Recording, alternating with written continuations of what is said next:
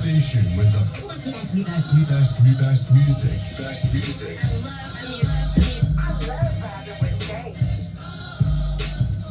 Hey, it's Wisdom Wednesdays, and you tune in to Post 101.3, vibing with Shay on this Good Wisdom Wednesday. How y'all doing out there? Hope y'all are doing good, feeling good, the weather looking good. I always like that, you know. Sun out, fun's out, put me in a great mood. It's halfway through the week, man, you know. Everyone that's checking in at work, you know, putting in that grind every day. You're halfway there, man. You're almost done through the week, so I hope you guys are hanging in there, keeping a positive spirit, and ready to get this week over, you know, so you can have your personal time to chill and relax and explore if you're like me, because that's what I have been doing since I heard about this Annabelle tour. Lord have mercy, just why would you want to bring Annabelle around the world? Y'all know the history of Annabelle, right? Okay, we're going to get into the history of Annabelle, but what I've heard about Annabelle, most people have at least heard the movie, saw the movie Annabelle, you know, with the doll that's possessed, a conduit to the evil spirits. She's real. It was based on true events, a true story, and Annabelle has been locked away. I don't know how long, but she's been locked away in this museum of occult by someone. I'll have to look at my notes in a minute, but she was locked in a museum, you know, in a box with a sign, do not open, you know. She was prayed over, whatever. It was said, do not move her. You're not supposed to touch her, or the evil spirits or whatever. I don't know what you're going to ravel up in Annabelle, but yeah, the largest antebellum mansion in the South that was built in 1859 with 165 rooms. So basically a slave mansion burned to the ground, and 10 inmates escaped from New Orleans Justice Center. This was all in New Orleans. The flames broke out at Nottoway Plantation in White Castle, Louisiana, just after 2 p.m. on Thursday, May 15, drawing engines from 10 local fire departments who were helpless to stop the fire from burning up all 53,000 square feet of the iconic building. Officials reported no injuries, though one Louisiana fire marshal said it was the biggest fire they'd seen in their entire career. And it's very suspicious. You know, people have thoughts. Is this because of Annabelle? Annabelle has been on tour. She's been on tour for a few months now. And let me go down. Let me talk about the inmates first. So on May 16th, let's finish talking about what happened in New Orleans. On May 16th, 10 inmates escaped from the New Orleans Justice Center, right? The inmates exploited the security cameras and the security vulnerability. Look, I have to say that word slow. So they've been checking out the scene, scoping what's going on, apparently plotting and scheming, and they then dug a hole behind the toilet and were assisted by an employee within the facility, according to the news. And the security footage shows the inmates yanking open the door before officials say they escaped through a hole behind the toilet and broke through a wall and exited through a supply dock. Now, there is a jail maintenance worker that was arrested on Monday, May 19th. Annabelle came to New Orleans on the 13th and 14th. The breakouts happened on the 16th and the 15th with the fire of the plantations. So super suspicious and, you know, spooky. But the allegations on the person that helped him, the person that helped facilitate to escape the inmates of New Orleans jail, he is Sterling Williams, 33 years old. He was booked on 10 counts of principles to simple escape and 1 account of malfeasance in office. I don't know if I pronounced that right, but sources say Williams is a maintenance worker who turned off the water. That was his role. He turned off the water in the cell so the inmates could escape. But Williams said he was about to get shanked. They said, Williams said, look, If I didn't do what they said they were going to do, they were going to shank me. So I was forced to do it. Williams is now set on a $1.1 million bond. Goodness gracious. And should Williams be able to make bond, he will additionally be ordered to wear an ankle monitor and be confined 24 hours to his home for the exception of only court and medical appointments. Golly. So even if he do get out, baby, you're going to be on punishment for the rest of your life. On punishment. Annabelle, if you stirring up all this mess, Annabelle, I swear to God, please, in Jesus' name, do not come anywhere near Atlanta, Georgia. Now some inmates have been captured. 4 inmates have been captured, and 6 are still at large, and all are considered armed and dangerous. And y'all, these people, these inmates that have escaped are murderers, robbers.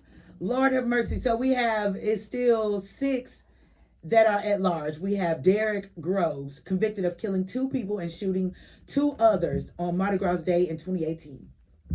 Antoine Massey, held on domestic abuse and vehicle theft charges with prior escapes dating back to 2007, also wanted in St. Tammany Parish for kidnapping and rape. Linton Van Buren, accused of a 2021 homicide in New Orleans East. Jermaine Donald, charged with attempted second-degree murder, aggravated battery, weapons violations, and obstruction of justice. Leo Tate, awaiting trial on burglary, drug, and weapons charges. Corey Boyd, accused of killing Brandon Fees during a car burglary in 2024. Baby, Annabelle, what's your plans if you don't put them people back in jail? The people that's going on tour are like, don't blame us for anything. We don't have anything to do with Annabelle.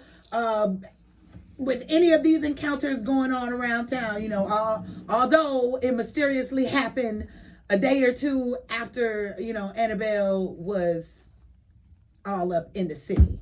So this tour is organized by the Warrens, the New England Society for Psychic Research, and they're conducting the Annabelle tour. The organizers say the purpose of the tour is to inform the public about the Warrens' case files and educate visitors, and even popular characters like Annabelle have actual terrifying origin stories. So they want to educate the visitors and popular characters, the other characters or whatever that they have in this occult museum, and they want to educate the people and give them actual terrifying stories of the origin and educate you about it and just inform you about it and enlighten you about it and, you know, spark your curiosity or, you know, tame your curiosity, however you want to say it.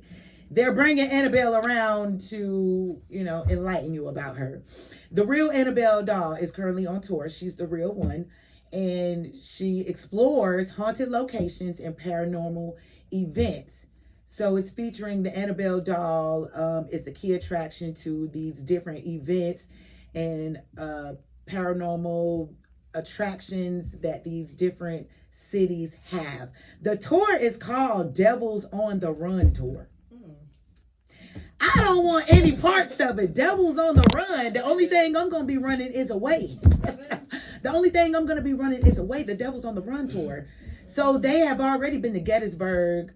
The tour includes stops at locations in Gettysburg, such as the Soldiers Orphanage, Homestead, the Jenny Wade House, and the Haunted Orphanage. So I guess those are some top popular attractions in Gettysburg with haunted stuff that Annabelle would apparently fit in right well. So New Orleans, which that was on May 14th, 15th. The Annabelle doll was previously on display as a part of the Haunted Doll from the Conjuring universe. So yeah, she was a part of a special event at the Ghost City Tours in French Quarters, where visitors could view her. French Quarters, isn't that where people say they have all the weird encounters? Yeah. In French Quarters. Oh my gosh. You bring Annabelle right in the midst of it, right? She was bound to stir up some stuff, baby. Y'all brought the forces together. Yeah, so in French Quarters, that's where a lot of people say they have a lot of encounters in New Orleans, a lot of experiences in the French Quarter where I will definitely be staying away from. I've been on Bourbon Street, and the most I can tell you about that is it stank. And that is the truth. So also San Antonio, Texas, Annabelle doll was recently in San Antonio as a part of the tour as well. The history of Annabelle, y'all. This doll is popularized by the Conjuring universe. She's based on a real life event investigated by paranormal investigators Ed and Lorraine Warren. The doll is a Raggedy Ann doll, and she was given to a nurse named Donna as a birthday gift in 1970. And the Warrens believe the doll was not possessed by a spirit, but was being manipulated by a demon. That later, they later moved the doll to their occult museum, where it remained in a special glass case. And there's more details about the incident. Like, Donna and her roommate Angie began experiencing strange occurrences with the doll, including it moving around the house, appearing in different rooms, and even seemingly writing messages on paper. Baby, that doll would have been gone the very first instance. I would have, the very first instance, all I would have seen was an arm move. You burned up in the trash, you out of here. But they also claimed to feel chilling presence that one of their friends even felt strange by the doll. They took the doll to a medium because at this point they were like, something is wrong with this doll. Something is in this doll. This doll is possessed, and we are about to find out what's going on. They contacted a medium who revealed that the doll was possessed by a spirit of a deceased girl named Annabelle Higgins. Okay. And the Warrens' involvement, that's Ed and Lorraine Warren, who consulted and determined that the doll was not possessed by a spirit, but it was being manipulated by a demon, which means it was a conduit. A conduit means like you are something that harbors a demon so that it can control you. So the doll was then given to the Warrens for safekeeping and placed in a special case at their museum. And that's when the film came about, and they did the the movie about Annabelle. And I don't know what made them want to do this tour all of a sudden, but yeah, now Annabelle is on tour, coming to a city near you. So if you are interested, which I hope you are not, baby, you might want to go find out where she's going. And even if you are not interested, you might want to find out and where she's going, because in that moment, in that day, in that time when she come, baby, you better be in your house doing some extra spiritual prayers and protection and everything, because I don't want no parts of Annabelle. All right, there's a lot of secret things going on out here. You never know. We're gonna talk about that when we come back to what are some secrets that humans don't know. We're around here in life dealing with a lot of things that are obvious but not so obvious. I'm gonna tap in on that. Right now we're gonna get into some smooth grooves, as I like to say, from my boy DJ Sensei. Going to these different cities, that's what we were talking about, and just why in the world would you want to do that. And yeah, y'all better be aware about some things that's going on around you. You be up in this spiritual warfare, don't know what's going on, don't know what to do. You better be aware and in tune. Look, don't be involved, just be aware, okay? Yeah, so if Annabelle is coming to a city near you, I advise you to stay prayed up. Stay prayed up and protected. There's a lot of things out here we don't know, There's a lot of secrets out here that humans don't know, too. The topic of the day. What are some secrets humans don't know? And by this list, like I said, they seem a bit obvious, but if you're not tapped in and aware, and they may not be so obvious. Did you know your attention is the most valuable currency in the world? Your attention. So your time is your most valuable currency in the world. Your energy is the most valuable currency in the world. It's not money. It's not the money. It's you, babes. It's you, man. You are the most valuable currency in the world. Companies, governments, and media all fight for one thing. And what is that? your attention, your time, your energy. If they can control where you look and what you think about, they can control everything because they have all of your time and attention and your thoughts and your energy, okay? So understanding that your attention holds value can definitely be liberating, to say the least, can be very enlightening. By becoming more aware of how and where you direct your attention, you can make more intentional choices about what to consume. So this empowers individuals to seek out content and lifestyles that align with their values, their interests, and your well-being, rather than passively consuming whatever that is presented to them, to you. So recognize the value of your attention, and that can create a more mindful engagement with the world around you, ultimately leading to more informed choices and a healthier society. Because look, when you're aware and you change your actions and your well-being around you, it's like a chain reaction. Then the next person, then the next person, then the next person, We all just need to become aware and in tune, and definitely be aware about your energy and your time and where you putting that junk into, because guess what? You can't get that back when it's gone. You can't get that back. Just like that money it's spent, well, you can't get it back. I guess you can go make some more money. I don't know if you can just go make some more time. You can't get it back. You can go and, have fun or some more time. But yeah, you can't get that back. So protect your energy, protect your space, and know where you give your attention to. Yeah, secret number 1 is not the money that's the most valuable currency, but it's you, your energy, your attention. All right. Most history is edited for a purpose. Now, most of us have to know by now that history is edited. History is tampered with. History is not all truth or all facts. Like, it's a lot of research and a lot of different things and aspects and people you have to get this information from that's, talking about a lot of different things. But most of the history is edited for a purpose. And what you learn in school is a version crafted to serve power structures. Yeah. That's right. Because that's what society in America is about. Power trip. Power trip and money trip. All right. Yeah. Shout out to us. Yeah. So what you learn in school is a version crafted to serve power structures. Victors, empires, and current governments. A lot of the real raw truths, especially about the indigenous civilization. Look, I can't even say it. Civilizations. All right. I feel like Natural Beauty. Shout out to her. She's not here today either. How she say she have to compartmentalize. Oh, Jesus. Oh, you put that speech therapy. Put that pencil in my mouth so my tongue can stop. All right, okay, so you know the word. If I get a little tongue tied, please, help me out. But yeah, the real inventions, the lost knowledge or whatever, it all gets buried and rewritten and retold, and lies be, thrown up in there, and the truths be snatched up out of there. It's all put out, so they can have you believe and under the control that they want you to. They, as in, I guess, the people that's over America. Look, the people that's in charge, the people that's over us, the people that have all the say-so, the people that's making all the moves, okay?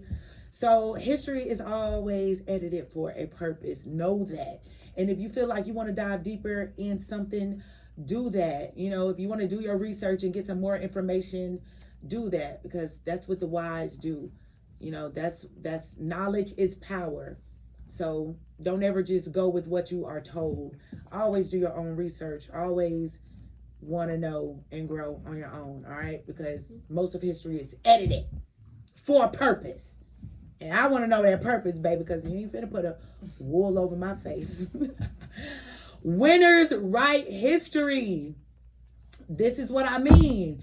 It's edited for a purpose, and the winners is writing it. So historically, those in the power, whether they are the conquerors, the government, or the influential leaders, often control the narrative of the events. And this is what I mean. Don't just go by one sided who's controlling the narrative. Do your research, figure it out, because the winners are writing the history, and more than likely, they're boosting up their side. More than likely, they're saying,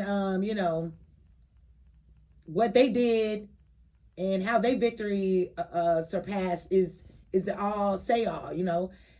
The saying is history is written by the victors highlights that the perspectives and the experiences of marginalized or defeated groups are frequently underrepresented or omitted entirely. So this can lead to a skewed understanding of events where the narratives that align with the interests of the power are emphasized, while the alternative viewpoints are neglected or demonized. It's bad or it never happened. All right. So the winners are writing the history, and especially for the censorship and the revisionism, like governments and institutions often engage in censorship or revisionism to shape historical narratives that align with contemporary political agendas or social forms. So, for instance, certain events may be downplayed or glorified to uphold national pride or justify current policies. That's how they justify things, paint their narrative and then push the story of this is why this have to happen, blah, blah, blah. But this is factual in the omission of the uncomfortable truths about colonialism, slavery, oppression, or systematic injustices that have shaped societies, So, yeah, winners write history, a secret that humans don't know. So you need to be informed about that, enlightened about that. History is there, but you need to still dig deeper and don't just go with one-sided stories, man. Do all your research and try to get as much knowledge as you can, because most history is edited for a purpose, and that purpose is more than likely to control you. Yeah, control you. I ain't gonna necessarily say to hold you back, maybe, possibly, but definitely to control you. Did you know your body is constantly replacing itself every 7 to 10 years? 7 to 10 years, you are like a new person physically. I guess it's clearly you would say, yeah, that's why we age and everything like that. But literally 7 to 10 years, your physical body, as it knows itself, is an entirely new person. And nearly every cell in your body is replaced. That's crazy. Nearly every cell in your body is replaced every 7 to 10 years. We're doing there like a snake. We just don't shed our skin. We just don't shed a big piece of skin, but it just be shedding over time. So over 7 to 10 years, all our cells are replaced and we are physically a whole new person. But our mind clings to old patterns. So if you ever wonder why you see a lot of adults that act like children, as I call it, it's a lot of adults out here with baby brains. If you see a lot of grown people that doesn't seem to be acting grown, that's because your body changes every 7 to 10 years, but your mind naturally clings to old patterns. That's why change is hard. It's mental, not physical. So the mind and the patterns go hand in hand. The cognitive patterns, although the physical body changes over time, the mind is often more resistant to change. And this is due to established neurological pathways and habits formed over time. So it's hard to break those habits. That's why I would say the older you get, the more you are stuck in your ways, because those habits are just hard to break. And the brain tends to seek, here I go, let me say this slow, familiarity.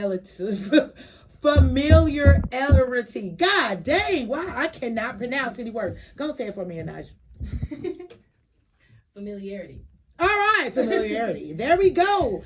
And predictability, okay, which can make adapting to new situations or behaviors challenging.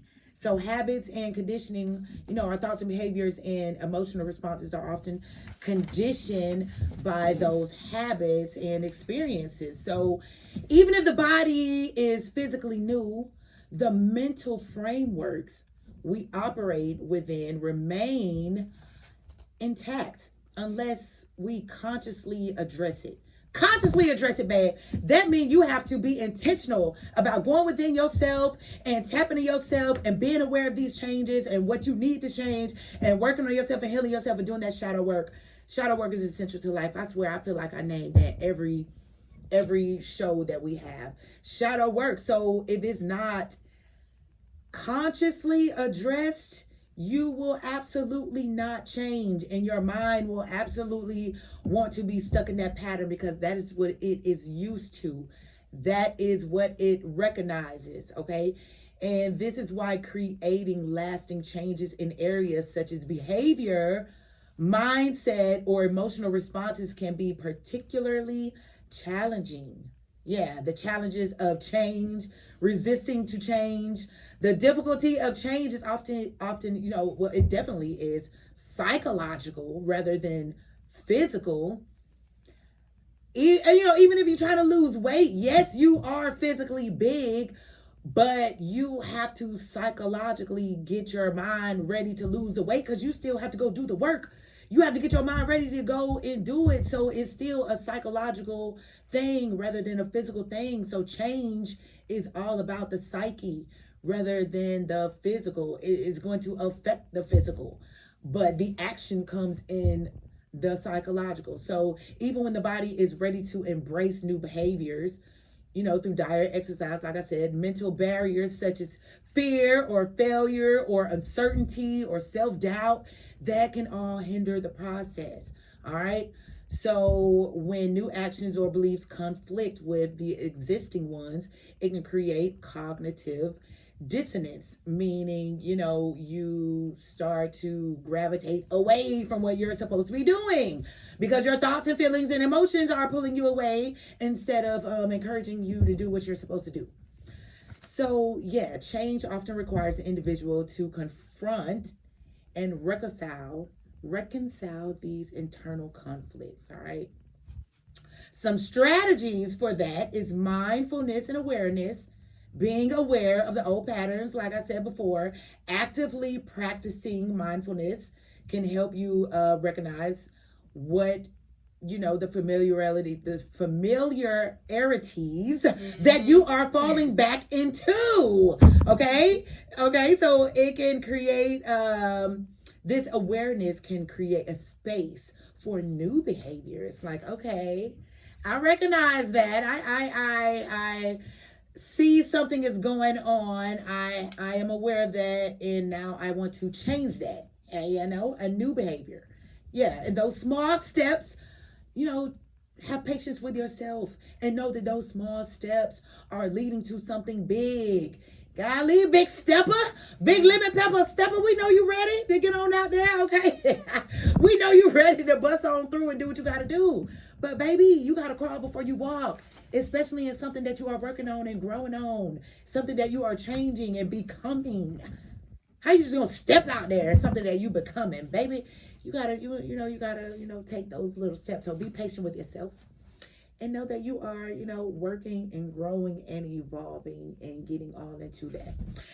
It's gonna be. I have a lot more steps. I'm gonna take another break because I definitely want to, let y'all vibe out the DJ Sensei while we at Post 101.3. Always keep us in the grooves. So when we're gonna come back, we're gonna talk about some more steps, because I want to enlighten y'all on some things that we don't know and that you need to be aware of, baby, because we here to grow. You feel me? Ow! Come back after this break with DJ Sensei. Hey, Sensei! Hey, DJ Sensei, man, look. I gotta bring a bottle of water, a little asthma pump or something, you be having me in here turned up on the break. Hey, shout out to DJ Sensei. Keeping the station lit at Post 101.3, vibing out with Shay on this Wisdom Wednesday. I love it. Shout out to whoever checking in with me. Hey, Lotus Hair. Shout out to you, man. Look, we're talking about secrets that people don't know, secrets that humans don't know in life. We didn't tap into some your attention is the most valuable currency in the world. It's not the money, it's your time, your energy, and your attention. Okay? Most history is edited for a purpose. All right? Winners write the history. So, when you learn about history, when you tap into that history, be sure to educate yourself and dig further and go and do more research and, put your own pieces together and, get your own knowledge, because the winners write the history, and most of the history is edited for a purpose. All right. The next one, your body is constantly replacing itself every 7 to 10 years. So every 7 to 10 years, you are physically a whole new person, but your mind clings to old patterns. That's why, change is hard, and it's mental and not physical. And it's important to be aware and intentionally work on that change and work on yourself and be aware so you can make new habits. All right. Now, the next one I want to talk about, fear is the easiest way to manipulate the masses. Yeah. Fear. Don't get yourself caught up in the fear. All right. The spirit of fear is not the spirit of God. You are a warrior, okay? You are a goddess. You are fearless. Ain't no fear, all right? So when those news systems, those ads, and those politics use fear to get you to move how they want, because fear lowers your critical thinking and makes people emotional and easy to guide. Easy to guide, meaning easy to manipulate, meaning easy to control. Yeah. Fear is not within you. God is within you, okay? So creating a sense of urgency is what that does. The crisis narratives, all right? By framing situations as urgent, terrorism, pandemics, economic collapses, things like that, the entities can provoke immediate emotional response. And this urgency can lead people to support drastic measures, policies, or actions they might otherwise oppose. Just like when somebody trying to sell you an ad or trying to sell you a car, they come with that fast talking. Yeah, man, you got to get this car, and I'm telling you, because the price is going to go down, and all this and that. Yeah, you got to get into that. Hold on, slow down. Why are you moving so fast? You trying to get you talking too fast because you're trying to make me miss something. You trying to get me to go ahead with your move. It's just like that. They're creating that sense of urgency. Oh my gosh, you have to do something now. Then they push that thing in front of you that you actually probably would not have done if you were calm and in your right mind and fearless, So polarization and division. Yeah, like the us versus them mentality, in court or whatever. Yeah, the fear is often used to create divisions within society. So by portraying certain groups like immigrants, political opponents, or minority communities as threats, it can foster us versus them mentality, leading to scapegoating and social discord. It's all just there to plant the fear inside of you for manipulation and control. That's what it all just breaks down to. Identity politics. So politicians and leaders may exploit fears related to identity. So race, religion, and nationality, right?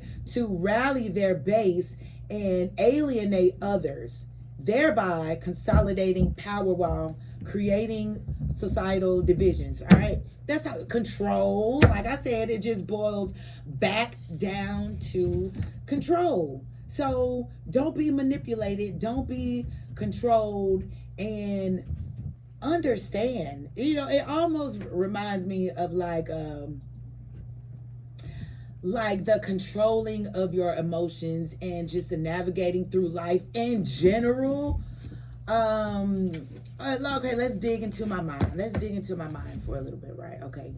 So this is what a note. I guess I would just say a note, a diary note, an intake. I don't know, one of those thoughtful days.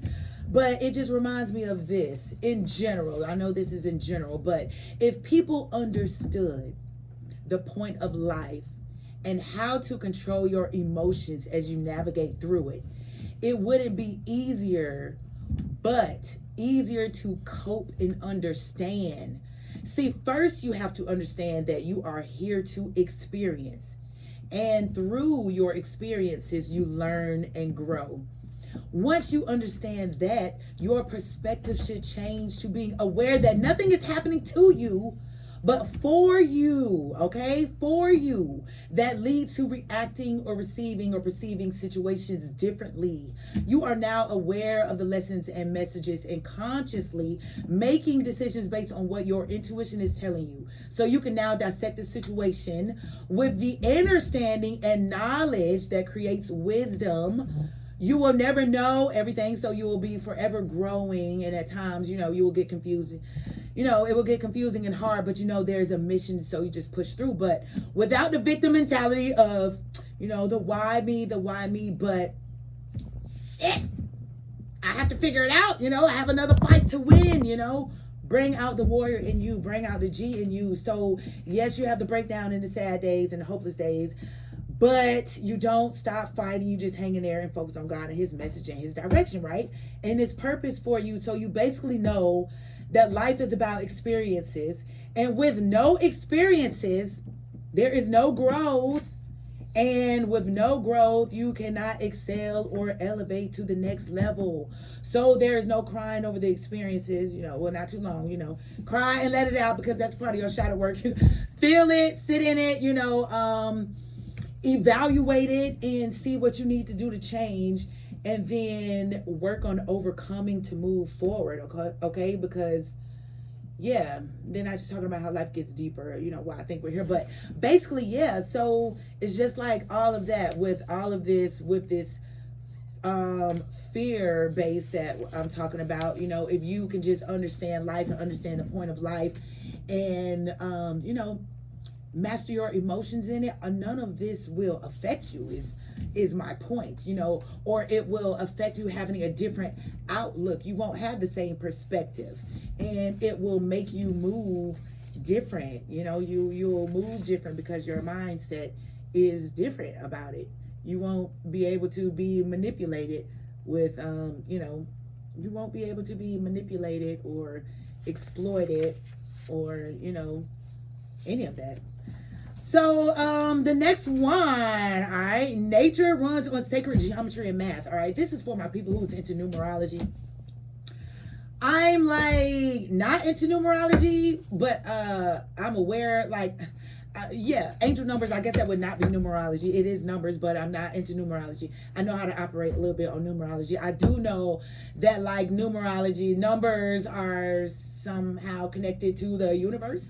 Okay, it's called the Fibonacci sequence. I'm hoping I'm pronouncing that right, but it appears in the numbers are 1 1 2 3 5 8. So I don't know, but it's a numerical sequence. It appears in trees, flowers, hurricanes, galaxies, even your fingerprints. So everything just be making sense and coming together, just like, okay, they say, oh, don't do the palm reading, all those blah blah blah blah blah, the palm readers, but it's all making sense. Like, okay, the numbers are connected even to your fingerprints, and you're wondering why someone is even looking at your hand trying to read about your life, because it's connected to the numbers, and they can understand the numbers, and the numbers connected to your fingers, and baby, the numbers connected to everything, the trees, the galaxies, the hurricanes. So reality is built on math patterns that hint the universe is coded like a simulation or divine blueprint. Man, that's why people be all up into that, man. Shout out to the people that be studying all this different stuff and, People that be thinking they weird and stuff, man, it's a reason. You know, people are interested in this stuff and they just want to go deeper. But numbers overwhelm me. So when I get to seeing too many, you know, I get overwhelmed. But I do know different things like how to find your life path number. You know, you do that with your birthday, add it all up, and then break it down to that one single digit, and that's your life path number. I do have my 369 project book, okay? And I was supposed to write some information about that so I can get exactly what a 369, I don't remember, y'all. But 369 is like the frequencies. It's also, you know, in the universe and, you know, in our lives, our daily lives that we live, whatever. It's connected to the Bible with the Holy Trinity, the threes. You know, Son, Father, Holy Ghost, that's the 3. And then the 6, 9, I can't break everything else down because I don't exactly remember. But yeah, it's like all connected with life in the universe, you know, in these numbers. But I do have the 369 book. And I do know it's like the frequency of writing something 3 times a day, 6 times a day, and then 9 times a day. And it goes deeper with those numbers. But it's just cool that how nature runs on sacred geometry and math, and how life is coded through numbers. I bet you didn't know that, huh? A secret, you know, that humans didn't know. Well, a lot of people do know, but a lot of people don't know about the numbers and how they really correlate with our life and tie into everything. That's why I feel like everything is everything. God, the universe, you know, these codes and numbers, you know, it's all just the universe, you know. God is the universe. God is the energy, everything. All right, but the next one, you have way more control over reality than you are taught. Did you know that? You have way more control over your reality. So that, you know, shift your mindset. Just like I spoke about, you know, if you change your mindset, that can literally change your life. For real, in the physical, you know, you have to shift your perspective and change your mindset. And then that's going to change your vibrations and your energy. Like, you know, prayer and manifestations. It's basically like praying and then imagining what you're praying for is true, and then living in that truth and acting as if it is there, and that will literally shift your reality in real life, because you are literally changing your vibrations. You letting the universe know, I'm open to this, I believe this, I am this is the energy, give it to me, send it back to me, you know. And then you start living in that. That's why when you see those people who like blow up and you like, man, I saw that person, man, they always used to be doing stuff and now they blew up. You know why they blew up? Because they was always in that street doing something. Well, I just use an example. Like they was always in that street playing their guitar and stuff, right? They was on that bus playing their guitar, or somebody was always on the shows at the club or whatever, looking like or acting like people would say that they are just already famous, acting like they are that. Man, this dude crazy. Look at him. He be acting like he's a celebrity already. He ought to be doing this. Man, such and such ain't nobody there. Boom. Such and such and blew up. You know why? Because such and such was living in that. Such and such was aligned in that. He was feeling that. He believed that. And then he lived in that. And then the universe gave that right on to him. So yes, you are not limited by your thoughts. Your thoughts and your imagination actually gives you unlimiting beliefs. You know, the more that you know you can do and believe that you can do and are aligned in what you can do, you can do it. Most limits you have are imaginary. Society teaches you ceilings that you can do X, Y, and Z to keep you in check. All right, we told you this. They keep you in check. That's why you go in your mind and go within and ask God for strength and help on whatever you're trying to do. All right. Most of the boundaries with wealth and skills and influence are fake walls, bro. They are fake walls. They are something that's a mental block in your mind because you haven't surpassed the thought that it could actually happen, because you're not aligned with the feeling, the emotions, and the action. All right. So those who win are usually the ones who realize they can walk straight through that ish. They can walk straight through this illusion. You can't tell me nothing. I'm going to do it all. I am a princess. I'm a fairy. Yep. I'm a fairy. They are wherever they want to be. Okay. So yeah, the winners are the ones who realize that and, you know, break through the fake walls and imagination and all that. So that's what I want to leave you all with today. Know that you are capable and you are powerful enough. All you have to do is tap in with yourself. All you have to do is believe in yourself. All right? And know that it can happen. And also, silence and patience are superpowers. So, know when to be quiet during your growth. And please always have patience. Because in a world of noise and fast reactions, the people who can stay calm, observe, think long term, and move silently, they win big without anyone even see them coming, baby. The underdog comes out on top every time, all right? So know when to move in silence and always have patience. That's in yourself and in your growth, all right? In your journey, in your wisdom and knowledge, all right? Know that, man. I hope I enlighten y'all today, especially on some things that, the humans didn't know. And if you did know, you know more about it and how to be in tune with yourself and, not let society put any mental blocks on you or tear you down, keep you from growing. You grow, all right, my young flower. Can I call you Rose? You got that song? Can I call you Rose? You better grow, my young flower. Okay. Let me leave y'all with some affirmations. I never have it in front of me. At this point, I should just have it memorized, I am bold and courageous. I am the author of my life. I am divinely guided and protected. Hey, all right. So amen to everyone out there. I hope you all have a blessed and protected day. Have fun, be free, be yourself, and stay protected. That's what life is all about, Post 101.3 Wisdom Wednesday, vibing with Shay. Signing out, go ahead and tap into some grooves, to the next show. All right. See you next week, baby. So